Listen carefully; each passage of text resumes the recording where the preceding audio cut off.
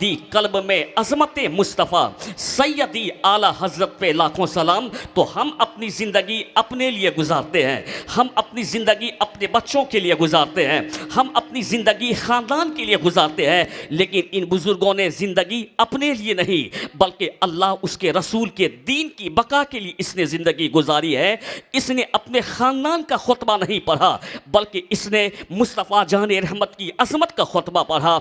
आपने सुना था सरकार आला हज़रत का एक शोशा किसी खतीब साहब ने यहाँ छोड़ा था। मैं चाहता हूँ कि आला हज़रत का वो शोशा पूरा कर दूँ, फिर गुफ्तगू को आगे बढ़ाने की कोशिश करता हूँ। बस आप संजीदगी के साथ तकरीर सुन लें, यही काफ़ी है। मुझको अपनी तकरीर में बहुत ज़्यादा नारे की भी ज़रूरत नहीं, बहुत ज़्यादा सुभान अल्लाह की भी ज़रूरत नहीं। हाँ, अगर आप सुभान अल्लाह बोलते हैं तो नेकी के मुस्तहिक आप होते हैं। आप कलमा शरीफ पढ़ते हैं तो गुनाहों में तखफीफ आपकी होती है। आप अगर दुरूद शरीफ पढ़ते हैं तो आपको नेकी मिलती है। ये फ़ायदे का काम होता है। मैं ये कहना चाहता हूँ सरकार आला हज़रत जिसका दीवान हदाई की बख्शिश कहा जाता है, आज वो दीवान मंजर आम पर है। आज उस दीवान ने इस कदर पूरी दुनिया में इश्क़े रिसालत की खुशबू को बिखेर दिया है कि गली गली बच्चा मुस्तफ़ा की नात पढ़ता हुआ नज़र आता है, कूचे कूचे में बच्चा मुस्तफ़ा की नात पढ़ता हुआ नज़र आता है, मोहल्ले मोहल्ले में बच्चा मुस्तफ़ा की नात पढ़ता हुआ नज़र आता है। मैं ये आपसे कहना चाहता हूँ सरकार आला हज़रत ने ज़िंदगी भर तक मुस्तफ़ा की नात लिखी है। इतने बड़े शायर होने के बाद, जबकि आपसे छोटे शायर थे जिसको शाद अजीम आबादी कहा जाता, उसने दुनियावी शोहरत हासिल करने के लिए गज़ल लिखा साहब, उसने दुनियावी शोहरत हासिल करने के लिए नज़्म लिखा साहब, उसने दुनियावी शोहरत हासिल, जबकि मैं कीमती गुफ्तगू कर रहा हूँ इसलिए कहा कि सोने की परख सोनार को होती है, इसलिए कहा जाता कि हीरे की परख जौहरी को होती है। आज मेरी कौम के बच्चे यानी गुफ्तगू नहीं सुनना चाहते हैं, इसीलिए वो ये समझता है कि गांधी जी हिंदुस्तान का फ्रीडम फाइटर है, इसीलिए वो ये समझता है कि सुभाष चंद्र बोस सिर्फ हिंदुस्तान का फ्रीडम फाइटर है। नहीं, गांधी जी हिंदुस्तान के फ्रीडम फाइटर हैं, लेकिन हिंदुस्तान की जो आज़ादी की तहरीक चली है इसका बानी कौन है? इसका बानी अल्लामा फजल हक खैराबादी है। यानी इसके बानी अल्लामा फजल हक खैराबादी को कहा जाता है। अगर सुभाष चंद्र बोस फ्रीडम फाइटर हैं तो मौलाना यानी किफ़ायत अली भी फ्रीडम फाइटर है। अगर मैं कहता हूँ कि यानी भगत सिंह फ्रीडम फाइटर है तो मुफ्ती रज़ाउल करीम भी फ्रीडम फाइटर है। आला हज़रत के दादा जिसको मुफ्ती रज़ा अली ख़ान कहा जाता है वो भी फ्रीडम फाइटर है। मैं ये कहना चाहता हूँ कि आज लोग उंगली कटा करके शहादत का मकाम हासिल करना चाहते हैं, और वो लोग जिनके बाप दादाओं ने अंग्रेज़ों और ईस्ट इंडिया कंपनी की दलाली की थी वो आज मुझसे देशभक्ति की सनद मांगता है। मैं ये कहना चाहता हूँ कि गुफ्तगू आप सुन ले।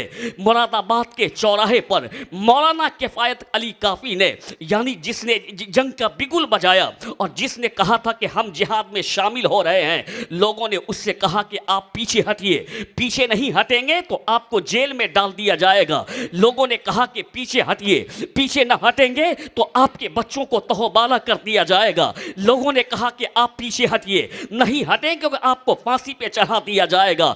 उसने कहा कि हम इस्लाम के कलमा पढ़ने वाले, मेरे मुस्तफ़ा जब मदीना में दाखिल होते तो मोहब्बत से कभी मदीना के दीवार को देखते, मोहब्बत से कभी मदीना के दरख्त को देखते, और जिसकी तर्जमानी एक आशिक रसूल जिसको इमाम मालिक कहा जाता है, जब भी मदीना में चलते तो नंगे पांव चलते, कभी दरे दीवार को देखते उनको चूम लेते, कभी दरख्तों को चूम लेते, कभी पत्थर को चूम लेते। लोगों ने पूछा था इमाम मालिक तू इतना बड़ा आलिम है, उसके बाद भी देखता हूँ कि कभी दीवार चूमता है, कभी देखता हूँ कि पत्थर को चूमता है, कभी देखता हूँ कि तुम यहाँ के दरख्तों को चूमता है। कहा कि मालिक को जो भी मिला है ये मुस्तफ़ा के इश्क की खैरात नहीं तो और क्या है। मैं इन दीवार को इसलिए चूमता हूँ कि इस दीवार को कभी मुस्तफ़ा ने अपनी नज़र से देखा होगा। मैं इन दरख्तों को इसलिए चूमता हूँ कि सरकार के कदमे पाक के धूल इनमें पड़े होंगे। मैं हुजूर की उस निस्बत को याद करता रहता हूँ। जिंदाबाद जिंदाबाद। इसीलिए मैं उस दरो दीवार को चूमता रहता हूँ कि हुजूर के नालैने पाक के ज़र्रात इन दरो दीवार पे पड़े होंगे। इसको अकीदत कहा जाता है, इसको मोहब्बत कहा जाता है। अल्लाह की कसम कहता हूँ कि मुस्तफ़ा की मोहब्बत ने ही लोगों को बुलंद फरमाया। अरब के रेगिस्तान में लोग तलवार की ज़बान जानते थे। अरब के रेगिस्तान में लोग यानी तलवार की ज़बान जानते थे। वो अरब का रेगिस्तान जहाँ जुल्म आम, जहाँ बर्बरियत आम, लेकिन उसी अरब के रेगिस्तान में सिद्दीक़ अकबर को वो मकाम मिला है। आज पूरी दुनिया में या जब भी इमाम खुतबे में खड़ा होता है तो जामे मस्जिद में खड़े होकर कहता है अफजलुल बशर बादल अंबिया बितहकीक अमीरुल मोमिनीन अबी बकर सिद्दीक रज़ी अल्लाह तआला अन्हु। आखिर किसने इतना बुलंद फरमा दिया सिद्दीक़ अकबर को? किसने इतना बुलंद फरमा दिया फारूक आज़म को? किसने इतना बुलंद फरमा दिया उस्मान गनी को? किसने इतना बुलंद फरमा दिया मौला अली को? तो कहने वाला कहता है कि खुद न थे राह पे जो औरों के हादी बन गए। क्या नजर थी जिसने मुर्दों को मसीहा कर दिया? यानी मुस्तफ़ा की सोहबत ने सिद्दीक बनाया है, मुस्तफ़ा की सोहबत ने फारूक बनाया है, मुस्तफ़ा की सोहबत ने ज़ुन्नूरैन बनाया है, मुस्तफ़ा की सूरत ने मौला अली बनाया है। यानी ये सरकार दो आलम की नजर करम है। अभी आप शायर हिंदुस्तान से सुन रहे थे, चमक तुझसे पाते हैं सब पाने वाले, मेरा दिल भी चमका दे चमकाने वाले। आज अगर यानी बू बकर सिद्दीक़ आज़म बन करके चमक रहा है तो उनकी सदाकत मुस्तफ़ा के नूर से चमक रही है। आज अगर उमर अदालत आज़म बन करके चमक रहा है तो उसकी अदालत मुस्तफ़ा के नूर से चमक रही है।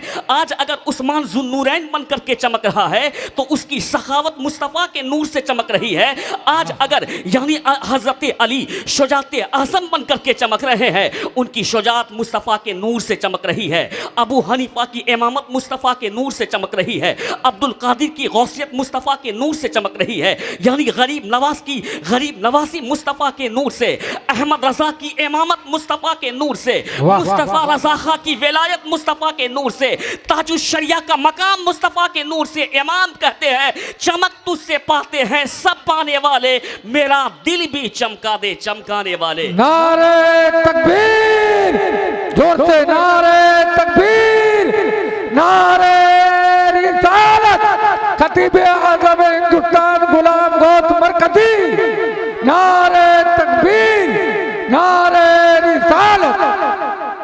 माइक को हल्का कीजिए, जो आवाज़ न खींचे। ऐसा लगता है कि ताकत लगा के बोलना पड़ता है, ताकत लगा के ना बोलना पड़े। हल्का कीजिए माइक को। ये सारे बहार किन की वजह से है? मुस्तफ़ा जान रहमत की वजह से। इसलिए इमाम मालिक दरो दीवार को चूम लिया करते थे। न कहा आला हज़रत ने बरेली की सरजमीन पर, सरकार आला हज़रत ने तो इसी मोहब्बत का पाठ और जाम हमको पिलाया है। पूरा दीवान सरकार आला हज़रत ने लिख दिया। शाद अजीम आबादी आज इसलिए गुमनामी की चादर में चढ़ा गया कि उसने अपनी शोहरत चाही, इसलिए आज वो गुमनाम हो गया। नज़ीर अकबर आबादी आज गुमनाम हो गया। आज मैं कहता हूं कि अल्ताफ हुसैन हाली बड़ा शायर होने के बाद गुमनाम हो गया, न शायरी की वजह से, न इल्म की वजह से, मुस्तफ़ा की मोहब्बत की वजह से। जो उसका गुलाम होता है अपने ज़माने में इमाम हो जाता है, जो उसका गुलाम होता है अपने ज़माने में इमाम हो जाया करता है। तो सरकार आला हज़रत के इन यानी सरकार आला हज़रत की शायरी को देख करके कुछ लोगों ने आके कहा था, हुजूर आप जानते हैं कि नानपारा जो कि बहराइच में पड़ता है, वहाँ का नवाब बड़ा सखी है, लोगों को नवाजता है, लोगों को देता है, लोगों की मदद करता है। सरकार आप इतने बड़े शायर, आप तो बेशुमार नाते लिख चुके हैं और गौसे आज़म की शान और दीगर बुजुर्गों पे आपने मनकबत लिखने का काम किया। हुजूर कलम उठाते और उस नानपारा के नवाब के बारे में लिख देते तो कितना अच्छा होता। सरकार आला हज़रत ने मना फरमाया, कहा कि अहमद रज़ा को कहाँ इतनी फुर्सत के किसी राजा और महाराजाओं के बारे में कलम उठाए। सरकार आला हज़रत ने मना किया। फिर लोगों ने इसरार किया कि हुजूर लिख ही दीजिए दो शेर।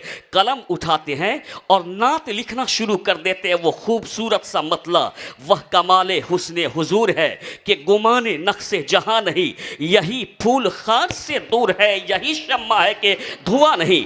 और जब लोगों ने इसरार किया तो आखिर में कहते हैं करूं मदह अहले दोवल रजा, परे इस बला में मेरी बला, मैं गदा हूं अपने करीम का, मेरा दीन पारे ना नहीं। तो आला हजरत को आज जो इज्जत मिली है ये मुस्तफ़ा जाने रहमत के गुलामी की वजह से इज्जत मिली है। याद रखना दुनिया में कोई भी पीएम बादशाह नहीं होता है, बल्कि वो पीएम तो एक खादिम होता है। बादशाह कौन होते हैं? बादशाह अल्लाह के वली हुआ करते हैं, जिसने दुनिया के तख्त व ताज को ठोकर मार दी और मुस्तफ़ा के कदम में लिपट गए। मुस्तफ़ा ने इस कदर अता किया, इन्नमा अना कासिम वल्लाहु यूती, यानी रब मुझको अता करता है मैं तकसीम करता हूँ, रब मुझको देता है मैं बांटता हूँ। कहते हैं सरकार आला हजरत, मेरे करीम से गर कतरा किसी ने मांगा, दरिया बहा दिए हैं, दुर्बे बहा दिए हैं। मैं ये कहना चाहता हूँ कि आज हम अपने मौज के लिए की लड़ाई लड़ते हैं, आज हम अपना फ़ायदा चाहते हैं, आज हम अपनी दौलत के लिए जीते हैं, इसलिए गुमनामी के दलदल में चले गए। लेकिन बुजुर्गों ने मुस्तफ़ा से इस कदर इश्क फरमाया कि तख्त व ताज को ठोकर मार दी। तारीख में दो बुजुर्गों ने तख्त व ताज को ठोकर मारी है। उनमें एक बुजुर्ग को इब्राहिम बिन अदहम कहा जाता, दूसरे बुजुर्ग को मखदूम सिमना कहा जाता, जिसने तख्त व ताज को ठोकर मार करके मुस्तफ़ा की गुलामी इख्तियार कर ली। मैं ये कहता हूँ हुजूर मखदूम सिमना, अगर आप सिमनान के बादशाह बने रहते तो यानी 100 साल जिंदा रहते, आपके नाम पर शायर कसीदा खानी करते, फिर क्या होता? 100 साल के बाद दुनिया को छोड़ जाते और फिर उनके बाद आपके नाम का कोई कसीदा नहीं पढ़ा जाता, फिर आपका नाम नहीं लिया जाता। तो तख्त व ताज को ठोकर मार करके उसने जो मुस्तफ़ा की गुलामी इख्तियार की है, तो मुस्तफ़ा जाने रहमत ने इतना अता कर दिया कि यानी मखदूम पाक को इतना अता कर दिया कि तुमने तख्त व ताज को छोड़ दिया तो मैं तुझको इस कदर नवाजूंगा कि तू चला भी जाएगा, सारी दुनिया में तेरे नाम की मनकबत पढ़ी जाएगी, तेरी औलाद के नाम की मनकबत पढ़ी जाएगी। जो दुनिया का बादशाह होता है मिटा दिया जाता है, जो मुस्तफ़ा का गुलाम होता है नामवर कर दिया जाता है। का बादशाह होता है मिटा दिया जाता है, जो मुस्तफ़ा का गुलाम होता है तादब